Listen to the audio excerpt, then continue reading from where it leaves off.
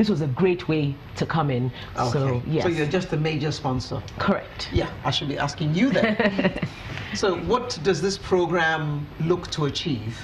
Okay, so the mission of Lead Camp is to inspire and empower the next generation of female leaders in Nigeria.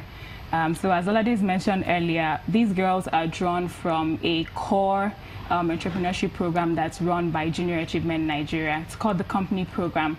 So with the Company Program, what they do, and this is for both boys and girls, the Company Program is for both boys and girls. Okay. They're SS2 students, and they come together and form a company. They have to sell a product or a service, they have to raise capital, they have to carry out a CSR project with 10% of their profit, and they have to pay back dividends to their shareholders. And so they do this at in the SS2 class, student company level.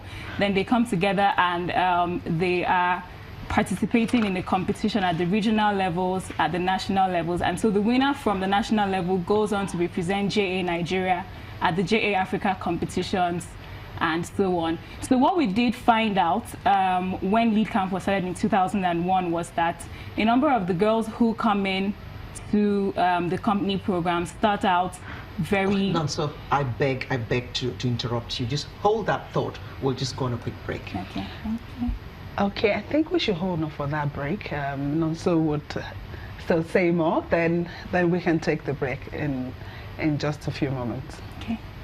Okay, so as I was saying, the girls who participate in the company program start out a little bit timid and shy, but then towards the end of the program, they build some form of confidence. And so we found out that we decided that it was very important to build on this level of confidence and leadership that they have developed. And that was why the Lead Camp was set up. So what we do during the Lead Camp is to take them through leadership workshops, empowering panel sessions featuring women from different walks of life, from finance, from technology and the likes. And then we also take them through development sessions where they are, taking through classes on sexual reproductive health, on etiquette and character education, and the likes. And then for the achievement part of Lead Camp, they work with a media mentor drawn from any of the media houses. This year we had 10 media mentors, and we did have someone from Channels TV as well come mentor the girls. So they have to start and finish a media project that is usually about a message about the girl child or social good in general. So that's what the Lead Camp does. Interesting. Rosemary, what was your project? The Giant African Project, the company program. Yes. Okay, we decided to make an earpiece, but it wasn't just a regular earpiece. It was one input with 4 outputs. You know, the normal conventional earpiece just has 2 outputs, yes. But this time around, we joined 2 earpieces to make 4 outputs. And we sold a lot of that product because it has not been made. A lot of that product because it has not been made anywhere else in Nigeria or in Africa, or not even in China.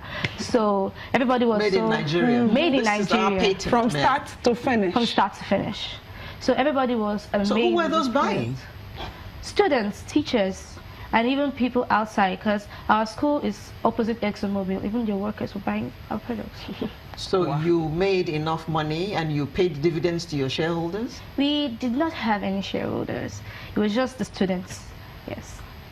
You mentioned shareholders? Yes. So they make profit, and then they use 10% of their profit to carry out the CSR project. What was your CSR project? We cleaned up our school. We did that twice a week. So what was that experience for you? That experience, having the feeling of starting up your own business, being responsible for it, and profit or loss, you have to endure all of that. So having that in mind, at this tender age of mine, I was like, okay, I can actually go on and actually do this because I already have the platform and the experience years back too. Yeah. Obehi, what was your project? We made a website. Are you familiar with BConnect? Yes. Okay, so basically they provide services for people. You log in or you register, and then they give you different categories of businesses. So our target market was Thomas Estate, which is where my school is located, Canterbury International High School, like you said. And we decided to register small-scale businesses located in Thomas Estate so that people... What estate?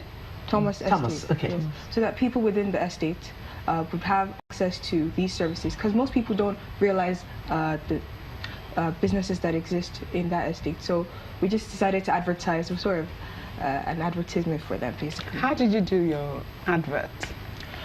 We created banners, we posted banners, and we went from small-scale business to small-scale business, telling them about us, telling them why they should register, why they should sign up with us, and how they can, log in and all of that. This is the company part of your training. Yes. Now, does the company advance you any cash to do your projects? No, but we did have money left over from the previous set. They were able to raise capital, but they didn't get very far in their own. So we had that advantage. We were able to use their money but we didn't use the money much. We didn't touch it. But you had to make those banners and things that you posted, didn't you? We raised money within ourselves. Among ourselves, rather. We raised money among ourselves. And did you pay your shareholders? We did. We paid our shareholders. You made profit. We did. So they actually, in order to raise capital for their business, they had to do like a car wash. They had a car wash business, so they had to wash cars to raise capital to then run the online platform where they then registered other businesses in their estates. So LEAD does not advance any group any funds at all. They had to raise their own money to run their projects. Absolutely not. LEAD doesn't. Junior Achievement doesn't. The girls have to raise capital themselves. So most of them actually have to do small businesses to raise capital to then fund the real business that they want to run. Interesting. This is so exciting. Okay, so some boys are watching now and they're thinking, okay, so it's all about the girls. All of us in the studio today are just women. Okay, so absolutely not. Junior Achievement Nigeria's programs are co-ed. It's for both boys and girls, and the company program is for both boys and girls. As a matter of fact, most of the student companies are headed by boys. So they have to elect... Why boys? I mean, because it just comes natural. Where anytime you have to have a president or the leader of a team and they're boys and girls, the boys just always end up as the leaders. And then the girls are vice presidents, marketing managers, HR managers, and every other thing else. To change that story. Yes. So we need to change it, yes. So, which is why the LEAD camp was started, to encourage the few girls who are participating in the student company program to continue. If they know that they have a shot at coming to a one-week camp where they get to interact with women from, senior walks of life and things like that, then they are motivated to participate in the student company program. Okay, so the girls, I've of course met some of them very brilliant, they've come on this show before. How far in terms of follow-up? What have you seen, Yes, Rosemary and Obehi, very soon they're out of this program for now. How do you do your follow-up?